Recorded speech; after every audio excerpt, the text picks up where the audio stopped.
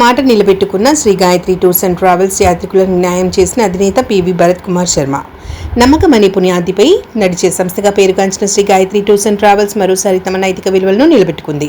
సంస్థలో పనిచేసిన మాజీ ఉద్యోగి అనిల్ కుమార్ చేసిన తప్పుకు నైతిక బాధ్యత వహిస్తూ యాత్రికులకు న్యాయం చేయడం ద్వారా సంస్థ అధినేత పివి భరత్ కుమార్ శర్మ మంచి ఉదాహరణగా నిలిచారు. కైలాస యాత్ర పేరుతో కొంతమంది యాత్రికుల నుంచి సేకరించిన డబ్బుతో సంస్థలో పనిచేసిన ఉద్యోగి అనిల్ కుమార్ పరారైన విషయం తెలిసిందే. ఈ ఘటనతో యాత్రికులు ఆందోళనకు గురయ్యారు. అయితే సంస్థపై ఎలాంటి అపనమ్మకం కలగకుండా యాత్రికుల పక్షాన నిలబడిన నైతిక బాధ్యతను వహించిన అధినేత పివి భరత్ కుమార్ శర్మ సమస్యను పరిష్కరించారు. ఈ నేపథ్యంలో కైలాస యాత్రకు వెళ్ళలేకపోయిన యాత్రికులకు ఈ రోజు మేడిపల్లి కోర్టు ప్రాంగణంలో డిమాండ్ డ్రాఫ్ట్ల రూపంలో వారి డబ్బును తిరిగి అందజేశారు. దీంతో యాత్రికులు సంతృప్తిగా వ్యక్తం చేశారు. అలాగే గతంలో 2025వ సంవత్సరంలో కైలాస యాత్రకు వెళ్లిన యాత్రికులను సురక్షితంగా మరియు విజయవంతంగా యాత్ర చేయించిన విషయాన్ని కూడా ఈ సందర్భంగా గుర్తు చేశారు. ఈ సందర్భంగా మాట్లాడిన యాత్రికులు సంస్థలో పనిచేసే మాజీ ఉద్యోగి అనిల్ కుమార్ మాటలను నమ్మి తాము తప్పు చేశామని వాపోయారు. అయినప్పటికీ తమ డబ్బును తిరిగి ఇచ్చిన Gayatri tours and travels Bharat Kumar శర్మకు కృతజ్ఞతలు తెలిపారు. ఇదే సమయంలో భరత్ కుమార్ శర్మ మాట్లాడుతూ Shri Gayatri tours and travels నమ్మకమైన అనే పునాదులపై నడిచే సంస్థ. ఒక ఉద్యోగి చేసిన తప్పుకు సంస్థకు చెడ్డ పేరు రాకూడదని భావించి యాత్రికులకు న్యాయం చేయడం మా బాధ్యతగా భావించాం అని తెలిపారు. ఈ ఘటనతో సంస్థపై యాత్రికుల నమ్మకం మరింత పెరుగుతుందని పలువురు అభిప్రాయం వ్యక్తం చేశారు.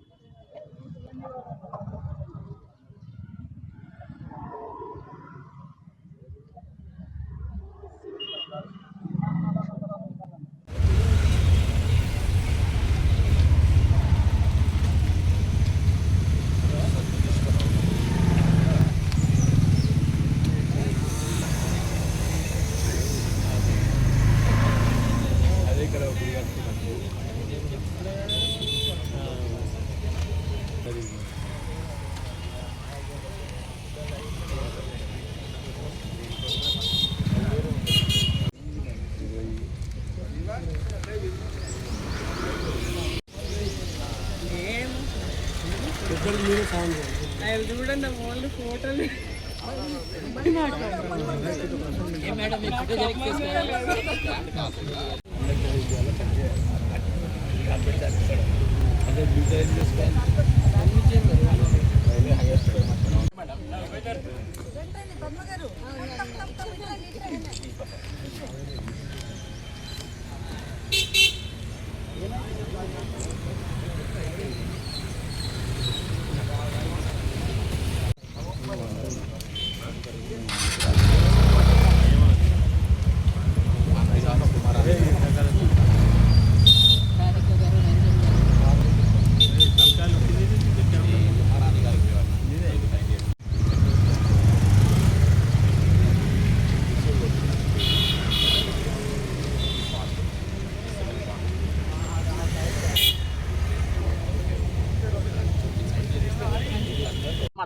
మేము శ్రీ గాయత్రిలో 2024లో మానసరోవర యాత్రకని డబ్బులు కట్టాం.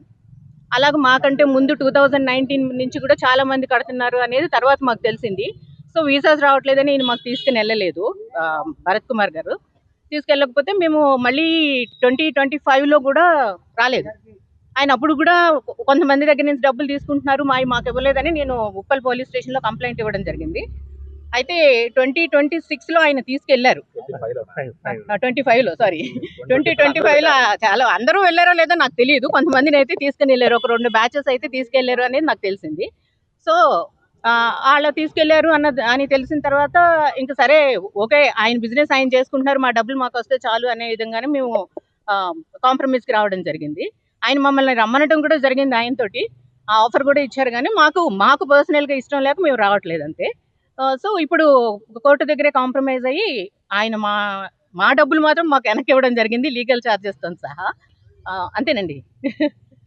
ఈరోజు లోక్ అదాలత్ లో కాంప్రమైజ్ చేసుకుందామని వచ్చాం, కానీ అన్ఎక్స్పెక్టెడ్లీ అది క్లోజ్ ఉందని తెలిసింది. బట్ స్టిల్ మేము ఫైట్ చేసిన తర్వాత ఆయన మా డీడీలు మాకు ఇచ్చి మా ఎంఓయూలు ఆయనకి సబ్మిట్ చేసిన తర్వాత ఇట్లా కాంప్రమైజ్ అవ్వడం జరిగింది. మళ్ళీ మేము కోర్టులో ఎప్పుడైనా మా సిగ్నేచర్స్ ఏదైనా అవసరం అంటే మాత్రం డెఫినెట్గా పెడతామని మేము హామీ ఇవ్వడం కూడా జరిగింది. నా పేరు పద్మప్రియ అండి.